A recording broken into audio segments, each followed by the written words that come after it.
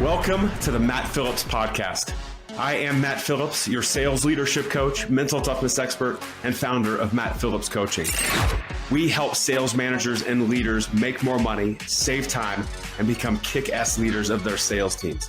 And that's what we're here to talk about on this podcast. We are here to give you the tools and tactics to build a well-oiled sales machine and teach you the mental toughness skills so you can show up confident, focused, emotionally in control, and ready to energize your team. It's time to talk sales leadership and mental toughness. Let's get into today's episode.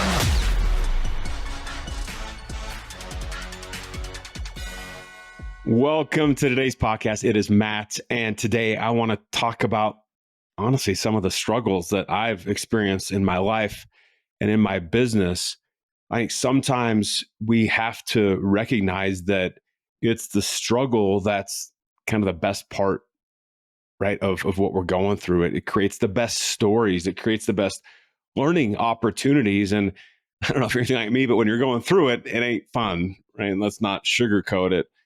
But when you come out the other side, which in, again, 99% of cases, people come out the other side, you're usually better off than when you started. And I know you've got your stories too. And I just want to share a couple of mine. And maybe some of these resonate with you. Maybe these get you a little, just reset or motivated, knowing that, whatever you're going through right now, it's okay. That other people have been through something similar to that. And obviously not the same, but we all have struggles that have shaped us into who we are today. I was watching with my kids this tennis special on Netflix, and it's just going through following different pro tennis players. And there's a sign, I think it's Billie Jean King for the US Open sign when you walk into the arena or main tennis court there, it says, "Pressure is a privilege." And they keep saying on this show that without pressure, there are no diamonds. And I'm sure you've heard that before, right? In other speeches or other books, you've read about that a diamond is formed because of tremendous amounts of pressure, and then out pops this just beautiful thing that we spend a lot of money on and put on rings and, on necklaces and all the sorts of stuff, all jewelry. And I think that's what these struggles do for us. Again, hard in the moment, but when we take a step back and have that perspective, it can be a real game changer. And so I got a couple to share with you today. One, you've probably heard this story before. And I know I talk athletics quite a bit because that's just something I'm passionate about. We have launched a student athlete leadership program as an example, right? So different than working with sales leaders, of course, but we're going into schools and equipping these coaches with the tools to teach their student athletes how to be leaders and how to be mentally tough, right? Be confident and focused, emotionally in control.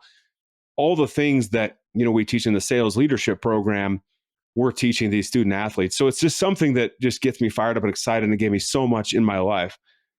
Well, the story you've probably heard before is my path to pro baseball over in Europe. And I grew up in Colorado and, ended up going and deciding to go to Creighton University in Omaha, Nebraska. And most of you probably know Creighton from the basketball team because they're a pretty legit basketball team every year. And, they've got a pretty big baseball history as well. Well, the reason I decided to go to Creighton was my mom went there. I had two uncles go there, and my sister was there at the time I was actually deciding where to go. So I just figured, I'd go to Creighton, play baseball, and go to school, be with my sister, do all that fun stuff. And so off I went. Now, here's the reality. I was not recruited heavily out of high school. In fact, one junior college wanted me to come play for them. And then I went and visited the Air Force Academy, and they didn't really know who I was anyway. So I decided to go to Creighton. And I remember after my senior year of high school, it was the very last game. And I had this coach named Gary. And he came up to me at the very last game and he looked at me, he goes, "You need to try out at Creighton." And I'm like, "Okay, coach, I'll go do it." And actually, I'm sending an email later today to meet with Coach Bishop and actually remind him of the story and tell him the impact that he had on me. And so I kind of had that in the back of my head. And then I went off to Creighton, right? They didn't know who Matt Phillips was. And the way it works at Creighton, for Division I baseball, at least, I'm sure other programs are like this. Because here's the reality. I didn't go for just to try to play any college baseball I could. I'm like, well, I might as well go play Division I college baseball. What the heck, right? Go to the highest level possible. So I showed up at Creighton, and they had 2 days of tryouts. And the first day was a lot of, running and agility type stuff and throwing. And the second day was a lot of hitting, all those sorts of things. And after that second day, every one of the walk-ons, the people who tried out, go into the coach's office individually and find out their future with the team. And long story short, I remember after those 2 days freshman year, I walked into the coach's office and down this long hall. It was the last door on the left. And it's like it was yesterday, right? Isn't it funny how those memories imprint in our brains, where we still can picture ourselves walking along and going to certain doors and meeting certain people along the way. But I walked in, I turned to the left, and the head coach is sitting right in front of me, and the assistant coach is off to the left. And I remember sitting down, and they started talking, reviewing the tryouts, and then maybe 20 seconds went by, and I absolutely stopped listening. Because the coaches had told me that I did not make the team and I was actually cut. I said thank you, I remember, shook their hands, and I walked back to my dorm room, and I called my dad. And as soon as he picked up, really, it's still emotional for me now, I started crying. And what I realized is in that moment, my identity was taken from me. You see, when people ask what I did, or tell me about yourself, Matt, like first words out of my mouth, I play baseball. First words out of my mouth every single time. And all of a sudden I didn't have that. And I was just like, who the heck am I? And I'm so fortunate that my parents were around, my sister was around. And that was a pivotal moment for me, because I went on this journey, first of all, stupidly, because I didn't know who I was. And I was struggling to kind of find that purpose and fit in with whatever that new crowd was supposed to be or whatever it was next for me. I started drinking a bunch of alcohol, started going to parties, grades started to slip a little bit. And it was just like, literally, I was like roaming through Creighton as like a ghost. It was the weirdest thing in the world. And I remember at that point, because I'm a pretty competitive person, and I went into a political science class. And again, you look back and you look at the things and remember the things that were the triggers to get you out of these moments. Right. And it has to be painful enough for you to make a shift and make a change. And this is going to sound like the weirdest thing in the world, but I went into this political science class, and the professor handed me back a paper that I'd written. And this thing had red marks all over it. And most importantly, on the top was a big red C. That was the grade I got, was a C on this test. And for that, that's what you may sound, maybe odd. That was my trigger, a C. It made me so angry at that moment. I remember where I was sitting, and I made the decision that I'm not drinking alcohol from here on out. I'm going to start redefining who I am. I'm going to start figuring out like what is next for Matt Phillips. That was this decision point. And literally, I stopped drinking alcohol. I started doing intramural sports. I started lifting weights 5 days a week. I started just to get involved and redefine who I was. That's when my faith started to kick in. I started going to church. I started to kind of have a relationship with God. And I know some of you listening don't have that, faith background. That's cool. But for me, it was an important thing that I discovered. And lo and behold, I come out of that, and I'm kind of going on with my life, and fast forward to sophomore year on a dare from a friend of mine named Eric. He dared me to try out again. Right? It's like a double dog dare you, Matt, to go try out again. And he didn't really do that, but he just kept on me day after day after day until I finally said, what the heck? Like, what's the worst thing they're going to do to me? Cut me? I already know who I am now. I finally know who I am. And so I decided to go out and try out for those 2 days. And again, after those 2 days, I walked down that long hall, last door on the left, and the same head coach was sitting in front of me. And then a new assistant coach was off to my left. And I started talking again, reviewing the 2 days. And I remember after about 20 seconds or so, I stopped listening, because that was when I found out that I was actually moving on to the next stage, that I had a shot to make the baseball team. But they said, not yet, Matt, not yet. And then I had to go the entire fall baseball playing in my high school gear with all these college guys in their nice Creighton gear. And then finally, at the end of fall baseball, I was awarded a full-time spot on the team. I played for the next 3 years. That opened up that professional opportunity overseas for me. I'm so thankful that I went through that tough time my freshman year of college. I'm so thankful I got cut. one thing I discovered that sometimes we all put our identities in something, right? Maybe it's work, maybe it's family, maybe it's a sport. I don't know what it is for you. But what I discovered at that moment was why I'm so thankful is going through those hard times and messing around with alcohol and doing that stuff. I came out the other side stronger with a firm identity, right? Understanding of who I was. And there was this shift that happened that like school was something that I did. Baseball, that sophomore through senior year and overseas, that was just something that I did. It was not who I was. And that was so important because from that moment, as I've evolved, as I've moved from, working for big Fortune 500 companies in the United States, over in Europe, as I've started my own business, as I've evolved the business, as I've worked with this group and that group, what has stayed true is that I know who I am. And all these things, even this business, this podcast is just something I do. Right? I could call myself a podcast host, I guess, but, and I do, but that's just something that I do. It's not who I am. That was one of the most impactful moments for me, was getting cut from baseball my freshman year. One of the hardest things I've ever gone through, and something I'm so thankful for. I think about that a lot. I tell that story a lot. And there's 2 points that I will kind of wrap us up with, kind of big lessons learned here at the end of the podcast. But that was kind of the first story that I wanted to share with you. The second big story, just around going through things and hardships, was honestly starting this business. This has been hands down probably the most challenging thing I've ever done. Right? Because when I look back at sports, right, I started baseball at 4 or 5 years old, right? So I don't remember what the struggle was like, right? I remember it was a struggle shifting to college and the speed of the pitches, things like that. But it was different because I decided to leave corporate America, the comfy corporate America, right, if you will. I don't know if it's comfortable anymore, but I was working for great companies, great people, but I just had this calling upon my life, right? I was like, I'm meant for more. There's something I'm supposed to be doing.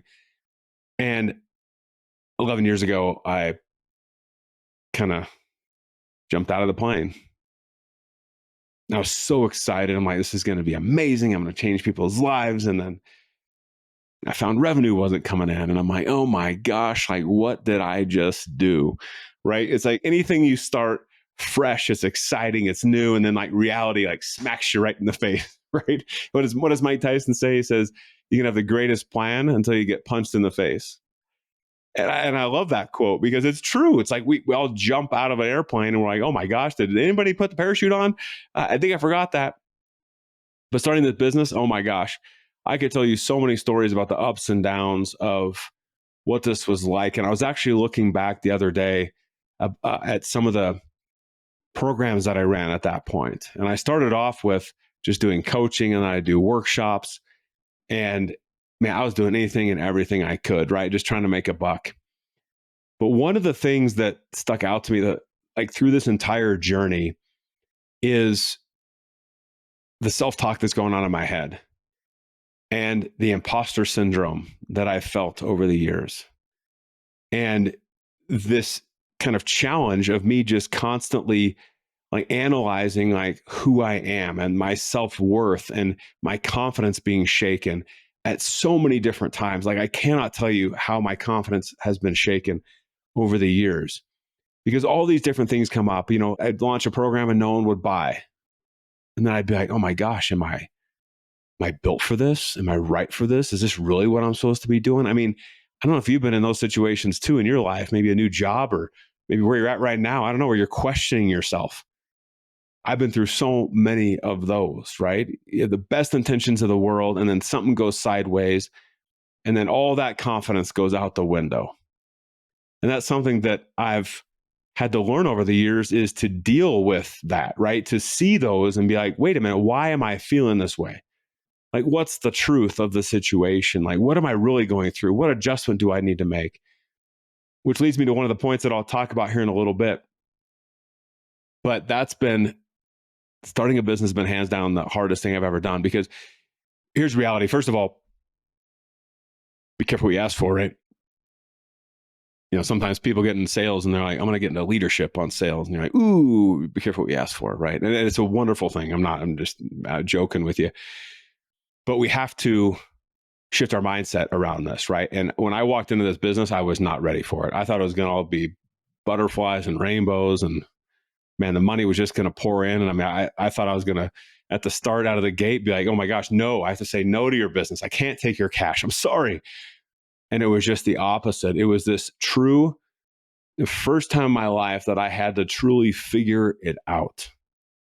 I had to do whatever I needed to do to make it happen. And, the first couple of years, full disclosure, I did what I needed to do.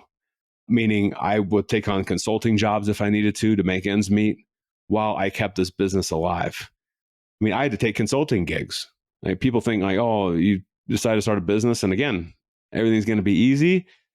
Hands down, the hardest thing I've ever done. Most fulfilling thing I've ever done. Would I change it? Absolutely not. Just like getting cut from baseball, would I change it? Nope, not for a second. But it's that learning to overcome mainly the self-doubt, mainly the negative self-talk. And when you start to learn to do that, it's an absolute game changer. And I'm sure you've experienced stuff like this, right? But those are the kind of two stories I wanted to share with you of the hardships that I've had to go through. Because the reality is, everyone you see online, every coach, every influencer, every professional athlete, every business leader, here's reality. We're all dealing with something. Right? There's something at work or at home that we're all carrying around, that we're all dealing with. We're all trying to figure out what's next and what that next step is. And I think sometimes we have to have that grace for others, right? We have to realize that they might be going through something right now, or maybe they've gone through something in the past. Now, I'm not saying give them that doesn't necessitate like, oh, don't, give them any work or, take stuff off their plate. But I'm saying have a perspective when you walk into this. The two lessons that I learned that I want to share with you based on all the adversity I've been in. And again, I could tell you story after story after story about what the past 11 years, kind of the different punches that have been thrown my way. But there's two main things that I've learned along the way, amongst a lot of things. One, if you happen to be watching the video, if you look behind me over my, I guess, this shoulder here, you'll see a sign that says, just keep going. I learned that through my baseball journey. I've learned it through my business. We just have to have this attitude of just keep going. You've read the same books I have. You've read the same articles I have. And when the interviews happen with these individuals who've been successful in their business or their career, one thing you see consistently is that they say, I just kept going when others gave up. Right? It's like your greatness is just like one more step away. Like it's just around the corner. And sometimes that corner turns into another corner, right? When you're hiking, one of my military friends talks about how there's false summits. Have you ever experienced those before?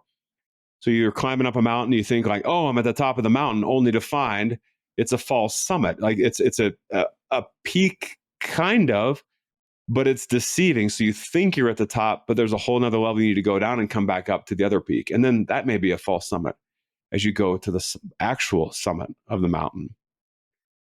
And that's what I've learned is I just keep going, right? Look at my sophomore year of college. I had tried out on a dare from a friend. Now, I'm not that story where, I got cut my freshman year and, I dedicated myself to making the team the next year and I, hit baseballs every day and did this and that and all that sort of stuff. No, like I moved on. The only thing I did was, first of all, discover who I was and really understand my identity. The second thing I did was got involved in intramural sports and I lifted 5 days a week. Now, I put on 25 pounds of pure muscle my freshman year, but with zero intention to go back and try out for baseball again. That was not the purpose. I just wanted to get like ripped. It was probably for girls, right? So I wanted to get ripped. And then on a dare, I tried out again. I just kept going, right? There were other people who tried out the year before me, my freshman year, who didn't make it. I didn't see them ever again. And then when I was on the team and I'd see the walk-ons come that junior year and senior year when I was there, those people freshman year that were with me didn't come back. I'm not saying they would have made the team or anything like that, but what I learned was just keep going. You look at this business, there's so many times when I wanted to give up. So many times where I'm like, this is not worth it, right? When my wife and I are arguing over finances and where the cash is coming from this month, but we just kept going. We dedicated ourselves to it. And then there was a point in my business where it's like the stars aligned. Everything came together. The cash flows, the clients, everything came together. But I believe it's because we just kept going. We had that tenacity. We had this, my wife says I'm stubborn. I am stubborn. And I think I know which side of the family that comes from. But I think that stubbornness has served me well, right? To just keep going, which leads me to the second point of what I've learned along the way. And it is this: be curious. Because if you're just going to keep, if you just keep going, if you just keep taking those steps, you need to have this curious mindset as well. You need to be able to adjust, pivot. You have to be able to figure things out. You have to have that curiosity to figure out what is next. What is that next step? What adjustment do I need to make here and here to make it happen? Because sometimes it's just not working. Right? I've launched plenty of programs in the past that haven't gone anywhere. And there's lots of reasons, including like maybe it's marketing, maybe it's the whole product setup, maybe it's the length of that program. It could be a whole slew of things. Sometimes it's out of my control. Budget at companies. There's a lot of things that I can't control in that process. But if you're going to have the mentality of, I'm going to be tenacious and figure this thing out, you have to have that curious mindset. I cannot tell you how many times that I've had to adopt a new technology. We use a system called Kajabi. It's for delivering our online programs, right? We're about to launch our sales manager leadership program, and it is hosted in Kajabi. That's how we deliver the content, the videos, the handouts, all that sort of stuff. When I signed up for Kajabi, I had to learn Kajabi. And I tell you what, I didn't want to. I was like, oh my gosh, this is going to take forever. And I got to figure out how to automate these emails and put this and that in and create a website and do all this stuff. But you know what? I was curious. I'm like, but I wonder how you do that. Right? Now, it doesn't mean you have to figure it out yourself. You could leverage other resources in your company or outsource it to some third party or hire a contractor. But it's that curiosity of like, how do we figure this out? How do we optimize it? How do we accelerate us adopting this? To the point of, I just launched a new, kind of a new version, I guess, of Kajabi. So I've got kind of two versions going at the same time for two different websites. Now, one for the sales leaders that I work with, the other for these student athletes that we work with. And I was like, oh my gosh, I got to set up a second instance. That's the word I'm looking for, an instance of Kajabi for these student athletes. It's a recent thing as of a couple weeks ago. And at first I'm like in my pity party, like, oh my gosh, now this is going to take forever. I got to figure this out. But I'm like, no. I'm going to choose to be curious. I'm going to figure this out. Let's go. It didn't take me hardly any time at all to set it up. It was crazy how quick it was. And it was because I was curious the first time and I leveraged that knowledge the second time. We have to be curious. We have to understand like what lays before us, and whatever challenge comes our way, just be like, I'm going to figure it out. I'm going to ask questions around this. I'm going to dive into this, right? We just, again, like I mentioned, we're about to launch this sales manager leadership program. And again, I do a ton of work with companies, with our sales teams. And that's my bread and butter. And this program was new, right? So I've worked with all these companies. I've teached all these things. We're getting all these great results. And I'm like, but what if I launch this program for these sales managers, right? Because that transition from individual contributor, individual salesperson to sales manager, it ain't the easiest thing in the world, right? It takes a completely different mindset. I mean, going from just doing things yourself and selling for your book of business and all that sort of stuff, going after your quota. And all of a sudden now you got to watch after people. Most time I see it's kind of like, hey, like, good luck, have fun. Let me know how it turns out, right? Drive sales up.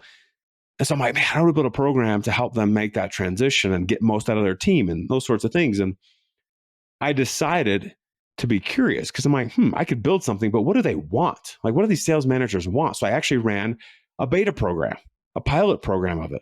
And I taught everything that I knew. And I got this group of individuals together and I got feedback from them. And I was asking questions. I was curious, like, did that resonate with you? Not. How would you shift it? How long would you want this to be? At the end of the program, did you feel like you got, like, what did you not get that you wish you would have got? And now with this launch of the Sales Manager Leadership Program, it's going to have all the elements that the sales managers who actually went through the program want. But it's because I was curious. I think it's those combination of those two things, this attitude of I'm just going to keep going. When others give up, I'm going to choose to keep going. And along that journey, I'm going to be curious and I'm going to have this figure it out mentality. I'm going to ask the right questions and dive in where I need to dive in. It's those two things that have served me extremely well in my business. And listen, my business ain't done, right? Where it's going to be a year from now, 5 years from now, 10 years from now, compared to where it's at today, I couldn't tell you. But all I know is I'm going to just keep going. And I'm going to be curious along that ride to make sure I can serve as many people as possible, right? That I can help you build amazing teams and get where you want to go in your career, in your life. I mean, that's what gets me fired up and excited about what I do every single day. So I wonder for you, if you have similar stories to me or different stories. Oh, yeah, you probably have way different stories than me. But I wonder what you learned as well. And so if you want to, and maybe you're on YouTube watching this, or you're actually in the podcast itself, you can go to our website as well, mattphillipscoaching.com. There's a link to the podcast in the top right. You can follow us on, we'll post this on LinkedIn and Facebook and everywhere as well. But I'd love to hear maybe a story that impacted you and what lesson you learned from it. So go to LinkedIn, right? LinkedIn.com/in/Matt Phillips 15, Matt Phillips 15, and let us know. I'd love to hear your story and your takeaways from going through sometimes those difficult areas of life. So it's a little bit about me, a little insight into Matt Phillips and who I am and what I've been through. And again, I could spend hours on this. I wanted to keep it under 30 minutes today. And because I'd rather you spend the time thinking about what you've learned from your journey and your path. All right. Thank you for your time today. Always an absolute pleasure to get to spend time with you, and can't wait to see you on the next podcast episode. Have a great week. Thank you for joining us today on the Matt Phillips Podcast. If you are like us, we know that you are here to do great things, to become the sales leader that makes things happen and drives big time sales results. We know you have that big vision, and we are here to help get you where you want to go. We're here to help you develop that unstoppable, rock solid leadership skill set and help you train to master the one true differentiator, mental toughness. We would love to be part of your journey. So if you are ready, head over to mattphillipscoaching.com and check out the ways that we can help. As always, please share this episode and make sure you subscribe by clicking the button below. Thank you again. And now, go crush the day.